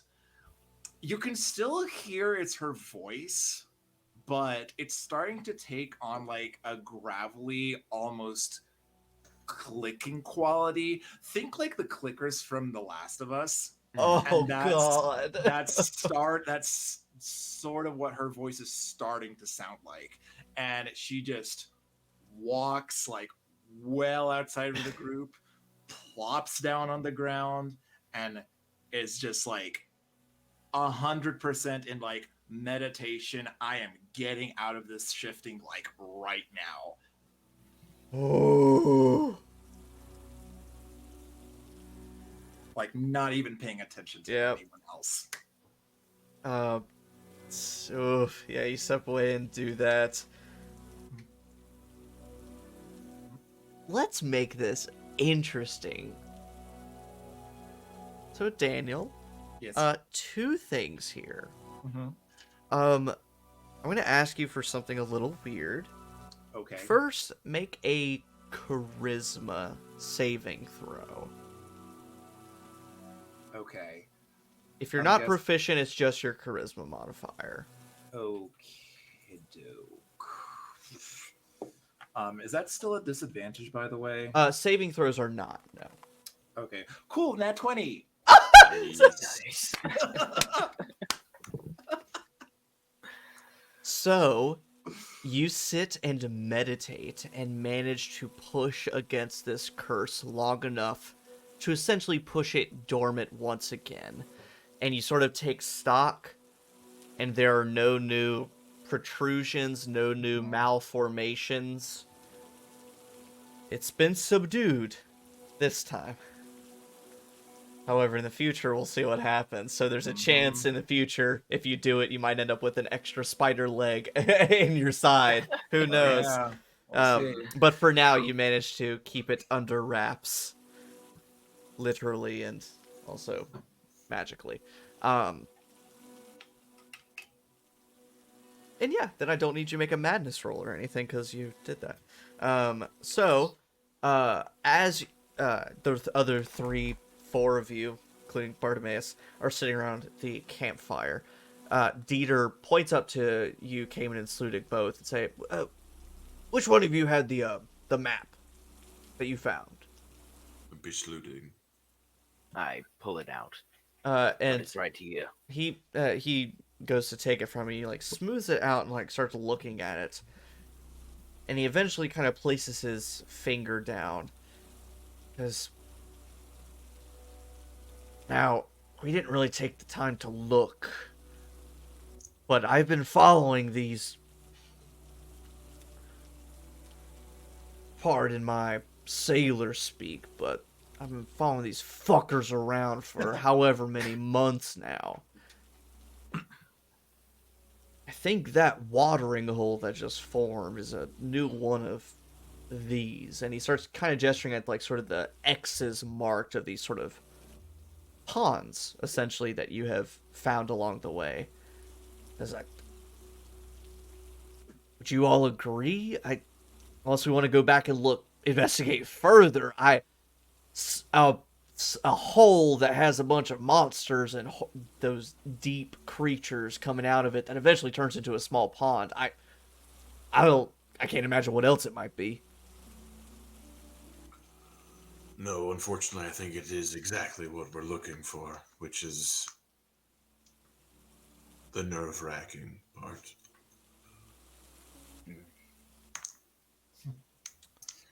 Well, I mean, at least we found one closer to Driftchapel, but saves us the trip to the bogs. And he takes like a charred stick out of the fire and just draws a little X on roughly where you guys are at. So now does that mean that successfully now they have a new travel point, and that all these are just ways of getting farther outside of the town? Or is this just... Why here? What's the significance of this spot? Why would they need to come out of the underwater hiding spot here? There's nothing significant here. It almost seems as if it appeared at random, or that we caused it to come here.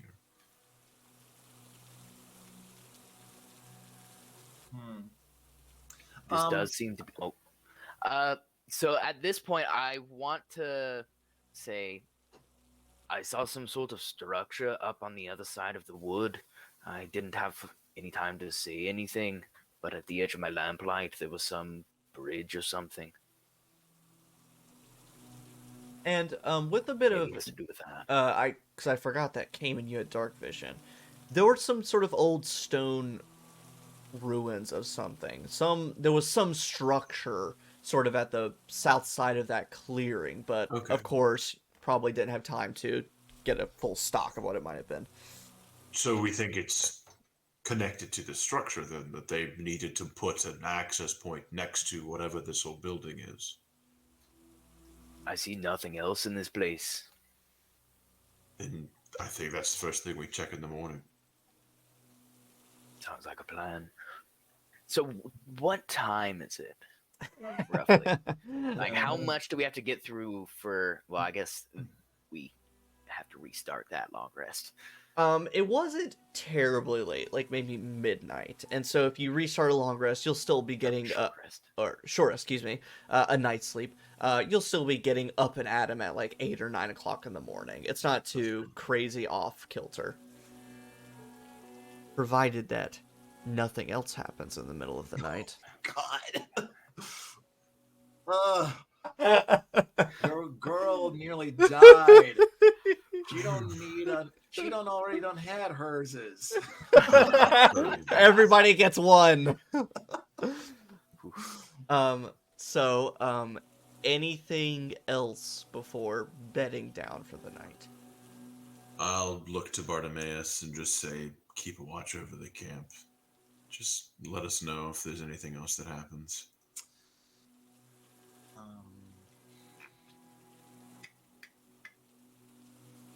I mean, Aminah is like, she's already like, once she's done doing her thing, she was not even like part of that conversation. She's like getting herself like back to normal, tries to like, look kind of halfway okay, and just goes to sleep clutching her dagger. Makes sense. Just like, I'm out, don't wake me up. So you head to sleep, Sludig, you conk out. Kamin, as you're talking to Bartimaeus and winding down, Dieter kind of gets your attention and says, I'm all for helping you search around at whatever the structure is, whatever the site we were just at, whatever it might have been. Takes a nip of his flask. I don't know if I can handle much more of that. And I don't know if I can blame you. If you need to head back after we're done searching around the ruins, by all means, you know your way. Yeah, and if you want to keep on going forward, that's up to you. But if you decide to go forward, I might have to head back myself. I think that'll be definitely a conversation we'll all have tomorrow at some point. I don't know if we're quite as prepared as we thought we were for something like this. Yeah. Me neither. He gives you a smack on the shoulder, and takes to his own sleeping roll for the night. I'll pat him on the shoulder as well, but I'll use my otherworldly appendage. Just like tentacle slides out from my sleeve and pats him on the back. He turns and sees it like retracting into your sleeve, and he like. I give him a wink and then turn over and go to bed. Jesus. With that, you long rest. You short rest. So Dieter and Aminah, your points of exhaustion go away, so you're not exhausted anymore from being at death's door. So that's fine. Spell slots. You regain, so Kamin regains spell slots, Ludic regain key points that were spent, and you can also spend hit dice. Theoretically, you only regained half of the hit dice you spent previously, so you likely do not have the full 8 hit dice that you would normally have. So whenever you roll hit dice, you can roll however many you want and add your Constitution modifier to regain that many hit points while you sleep. Okay, goody. Yeah. And then, of course, next time you take a week off, a week-long vacation, you regain half of however many you've spent. So it's a resource to spend wisely. Okay, so can we only spend one, or can we spend multiple? As many as you want. You just only regain half of them next time you take a week off.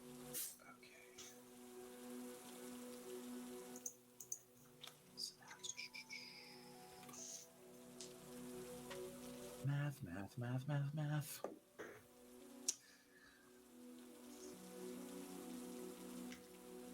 Alright, so I spent a barbarian hit die and a monk hit die to get me back up to 80. I spent 4 hit die to get me back to 70. Yeah, I took a lot of damage that fight. Those bats. Freaking Yes. bats. Freaking bats. I love Halloween. And Peter doesn't have hit dice, so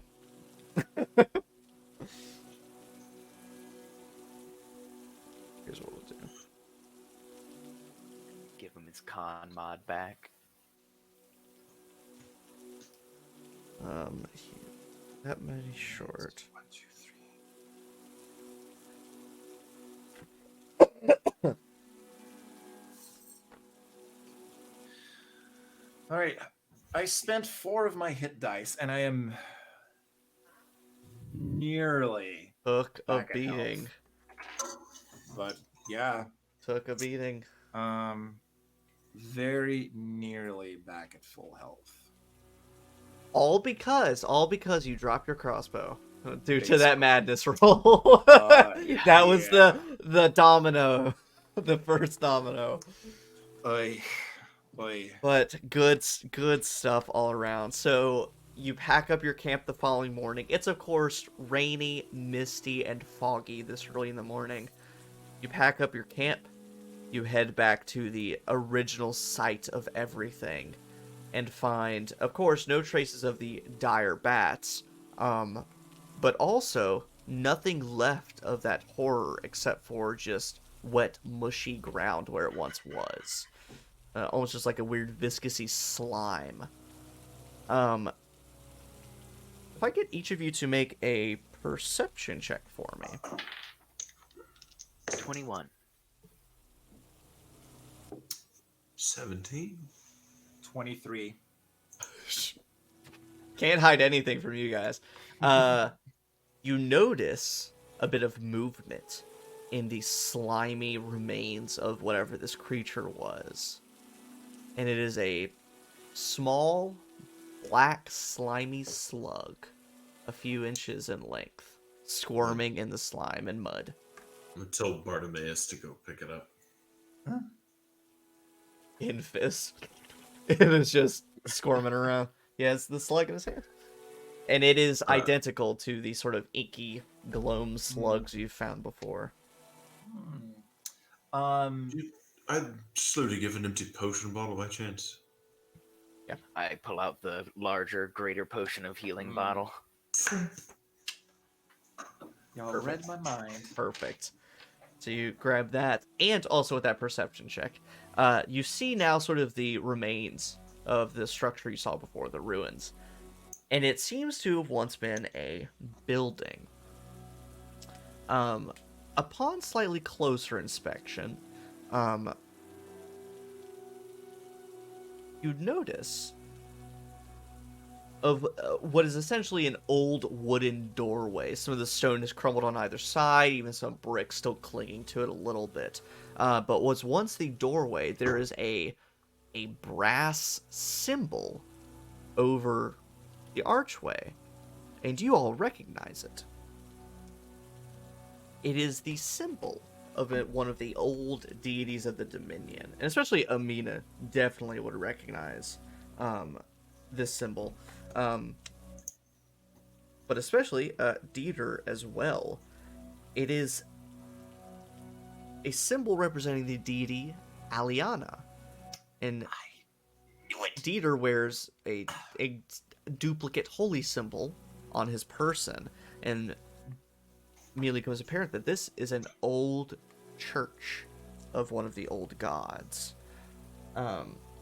And from there, that's probably where we'll stop. That seems like a good stopping point before delving into some investigating. Oh, Daniel, I'm so sorry. Welcome to Oh. And I figured something like that would happen. Here I was thinking like, oh, I'm gonna be such a freaking badass, like dashing and all over. Nope, 2 turns in, Bam! Okay. I good to thought know. you had us. You thought I had you? You There were- were so many bats, was and then those worried. 4 dudes showed up. It's just like I kept rolling like terribly, constantly. And that's- I was yeah. like, ugh. My initial plan was to grapple and restrain that thing, but then I realized it was huge instead of large. I was like, God, can't do it. I did double check on the size for the aberrant spirit because I had the same thought, but it was still medium. It's like if it's large, I could technically. Nope. Although I am grateful because y'all saved me from using one of my specialty bolts, because had Homegirl lived long enough, that would have been firing an incendiary bolt like It just boom. get rid of all of it. So glad we have that still. Oh man. It's the first time any of my aberrant spirits have died. I was You a little took a lot of scared. damage. I was worried I was about to get Malachi. Yeah, I mean, that probably saved Dieter. Dieter would have died so quickly when Sludig ran for Aminah, because I didn't even think of Dieter. I was like, the little aberrant spirit can take a couple hits before it goes back to Kamin. And then Dieter took that one shot. And then, Like, oh no. Yeah. Oh my god. Yeah. And the more you guys started sort of getting split up and things started happening, and like Aminah went unconscious and was way over here, Kamin was surrounded, and Dieter was in danger. I was just like, oh no. They only had so many hands. God. But that was good. You also I'm very proud.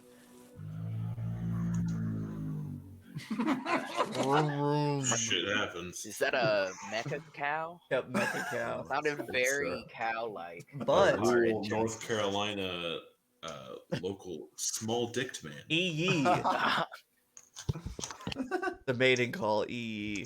Yeah, and I think that the downside to succeeding like you guys have is every time you guys win, I'm like, all right, up one. Like, just turn the dial just one more notch. Like, where's the line? Oh, I think we nailed it. And I think what will make this interesting is now that you were put in, I really didn't expect it to be such a precarious predicament. That now it will be a very important decision on whether you keep going forward or go back. Like that will become very important. Go back and have a training montage for a while. Punching beef in a freezer, running up the steps to Driftchapel. Oh man. So yeah, thank you guys. Even though it was hell, that was a lot of fun. It was fun.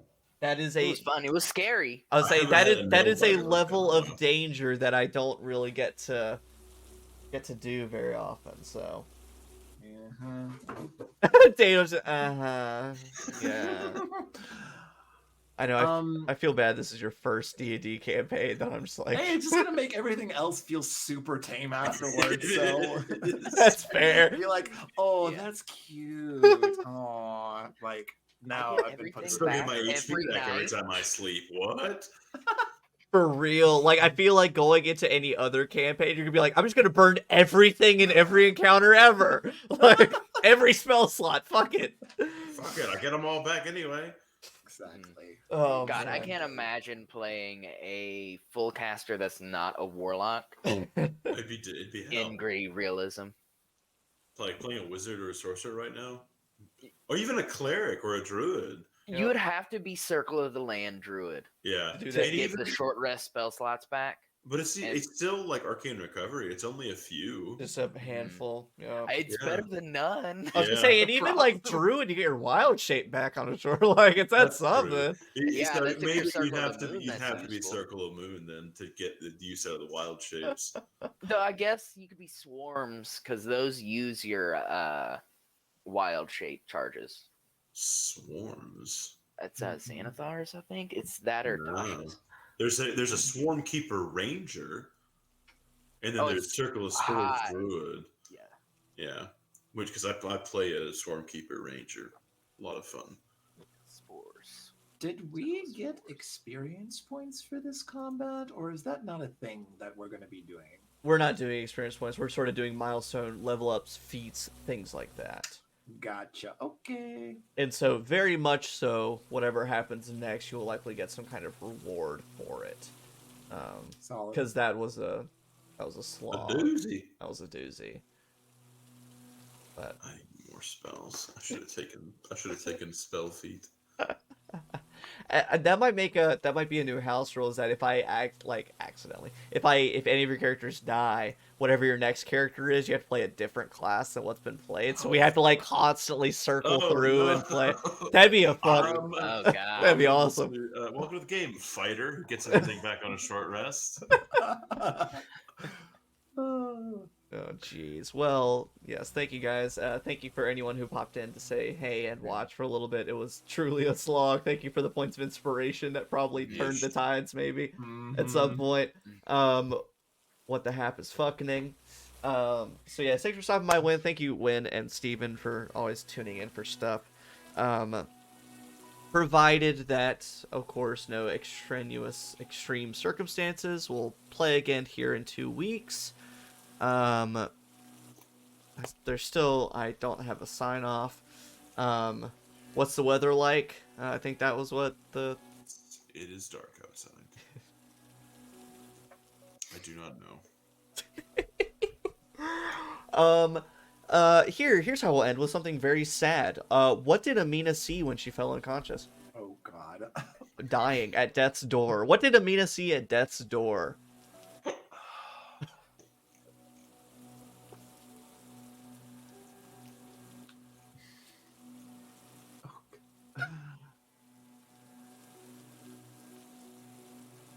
Or what were Aminah's final words? Go 2 different routes with it.